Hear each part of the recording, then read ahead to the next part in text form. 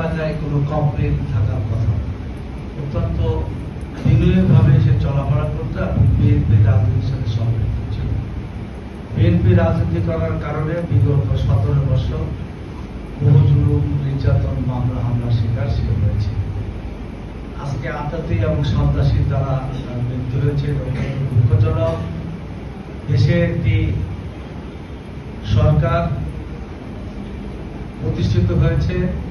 আমরা আশা করেছিলাম যে আইন শৃঙ্খলা উন্নতি হবে, মানুষ নিরাপদে থাকবে, মুক্ত স্বাধীনভাবে বসবাস করবে, গণতান্ত্রিক বিশ্বাসে আমরা সবকিছু ফিরে পাব। অত্যন্ত দুঃখজনক কোনো সত্য, আইন শৃঙ্খলার অবস্থাটা চরম অবনতি হয়েছে। আগে যা হয়েছে আওয়ামী আমলে জুলুম হয়েছে, জুলুমের কাজটা পুলিশ খুব নিখুঁতভাবে করেছে। আপনার নামে বিএনপি করেন, মামলা হয়েছে, আপনাকে ধরতে পারে নাই। আপনার স্ত্রী, আপনার সন্তান, আপনার নাতি কে কোথায় থাকে, এই পুলিশের লোকরাই এনে তাদের ধরত। এই পুলিশের লোকরাই শত শত মানুষকে হত্যা করছে শেখ হাসিনার ক্ষমতা রাখার জন্য। এখন তাদের মধ্যে অনেক ভয়। কিসের ভয় এত?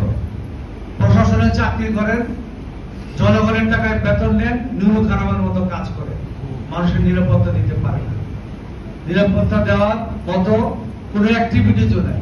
আমি 10 বছর পর দেশে আসছি, আমার নিজের কাছে সন্দেহ হয় যে আইন শৃঙ্খলার কি অবস্থা।